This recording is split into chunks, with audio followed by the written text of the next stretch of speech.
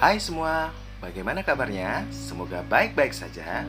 Pada kesempatan kali ini, mari kita belajar terkait Project Based Learning tentang paleorekonstruksi ekosistem mangrove dari sudut pandang ilmu paleolimnologi. Nah, sebelumnya izinkan saya memperkenalkan diri. Nama saya Georgius Kibarsamda, mahasiswa Teknik Geologi Universitas Diponegoro yang mempelajari terkait ilmu paleolimnologi. Pada video ini, mari kita belajar apa itu paleolimnologi, ekosistem mangrove, estuary, dan studi kasus paleorekonstruksi ekosistem mangrove dengan keilmuan paleolimnologi. Nah, ayo kita mulai saksikan videonya. Baik, yang pertama adalah paleolimnologi. Adapun menurut Profesor Tri Retnaningsih Suprabawati, paleolimnologi adalah studi yang mempelajari air tawar terkait kondisi fisika, kimia, biologi, dan informasi yang terkandung dalam sedimen untuk merekonstruksi kondisi masa lampau dan menjadi basis manajemen suatu danau. Paleolimnologi juga mempelajari terkait diatom, polen, dan perubahan iklim yang ada pada suatu air tawar. Nah, di sini juga mempelajari terkait aktivitas manusia, sebab akibatnya, dan pengaruhnya terhadap suatu air tawar. Baik, berikutnya adalah ekosistem mangrove. Karena project based learning kita kali ini adalah mempelajari tentang paleorekonstruksi dari kondisi ekosistem mangrove, maka baiknya kita mempelajari apa itu mangrove. Mangrove adalah kawasan hutan yang tumbuh di sepanjang pesisir, khususnya di daerah tropis dan subtropis. Dikenal juga karena kemampuannya untuk menyerap karbon yang besar dalam suatu sedimen.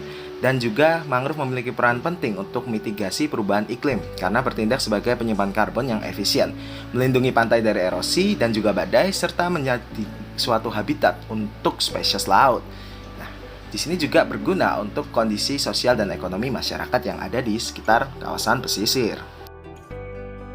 Nah, selanjutnya adalah estuary, di mana kita mempelajari mangrove yang ada di sekitar kawasan estuary, kondisi degradasi mangrove tersebut, ekosistemnya, paleorekonstruksinya berdasarkan paleolimnologi, maka kita juga patutnya memahami apa itu estuary. Estuary adalah daerah pertemuan antara air tawar dari sungai dan air laut.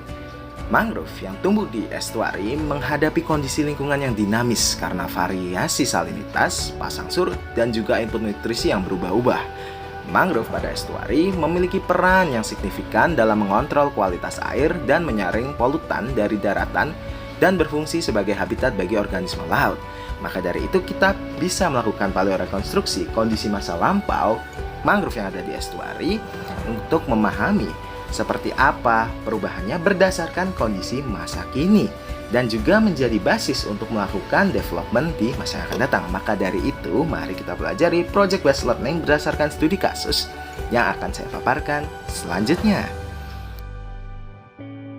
Baik, pada akhirnya kita sampai ke pembahasan utama kita dari video ini, yaitu Project Based Learning, di mana saya menggunakan penelitian yang berjudul The Carbon Stock Potential of the Restored Mangrove Ecosystem of Pasar Banggi, Rembang, Central Java. Penelitian ini disusun oleh Profesor Tri Retnaningsih Suprabawati dan rekan-rekan dan dirilis pada jurnal Marine Environment Research pada tahun 2024. Dalam penelitian ini dijelaskan bahwa ilmu paleolimnologi memegang peran krusial di mana dengan analisis yang digunakan dapat mengetahui perubahan lingkungan dan iklim melalui catatan sedimen, baik berupa fosil polen maupun spora yang ditemukan. Dalam penelitian ini juga disebutkan bahwasanya relevansi metodologi yang diimplementasikan dari studi karbon pada sedimen mangrove dan catatan sedimen yang ada itu dapat merekonstruksi kondisi masa lalu dan memahami bagaimana ekosistem mangrove telah berkembang atau pulih dari gangguan lingkungan sebelumnya. Analisis dari fosil, spora, dan polen dilakukan pada penelitian ini di mana analisis kandungan organik dalam sedimen, terutama karbon organik atau SOC, memberikan petunjuk tentang jenis tumbuhan yang pernah hidup pada lingkungan mangrove ini, di mana ekosistem mangrove erat kaitannya dengan vegetasi tertentu, di mana akhirnya diketahui ada fosil polen dari mangrove dan tanaman pantai lainnya yang bisa diidentifikasi dalam kasus ini. Metode analisis SOC yang dilakukan yaitu berupa loss on ignition, di mana sedimen dikeringkan kemudian dibakar pada suhu tinggi menentukan kandungan karbon organik yang ada. Lalu ada variasi SOC antar situs juga menjadi suatu nilai untuk mengetahui persebaran yang terjadi. Dan berikutnya adalah faktor yang mempengaruhi SOC sendiri dipengaruhi oleh sifat sedimen, termasuk dari bulk density dan persentase dari organic matter yang ada di sana. Lalu berikutnya, korelasi negatif signifikan antara BD dan persen OC, di mana peningkatan BD akan diikuti oleh penurunan persen OC. Selain itu, vegetasi mangrove juga mempengaruhi pH dan persen OC melalui aktivitas akar yang meningkatkan porositas tanah dan mengurangi pemadatan.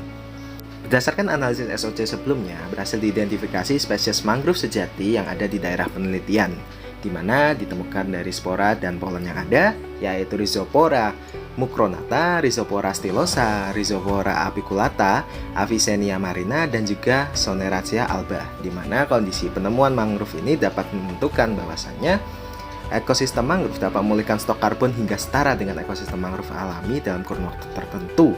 Dan ini artinya dengan spesies tertentu dapat menghasilkan kondisi karbon stok yang dominan. Berdasarkan penelitian ini dapat disimpulkan studi paleolimnologi berperan penting dalam paleorekonstruksi suatu lingkungan ataupun ekosistem, di mana dari temuan fosil baik polen, spora, ataupun diatom dan lainnya dapat menjadi indikator kondisi masa lampau, serta dapat dijadikan acuan untuk memanajemen lingkungan masa kini agar sesuai dengan kondisi yang paling optimal, sehingga dapat terciptalah suatu kondisi perairan tawar yang paling baik dan juga bermanfaat untuk kehidupan seluruh makhluk hidup. Sebagai penutup, izinkan saya mengutip kata-kata dari Profesor Tri Retnaningsih Suprabawati. With paleolimnology, find the future from the past. Akhir kata, apabila masih banyak kesalahan, saya ucapkan mohon maaf dan kurang lebihnya terima kasih.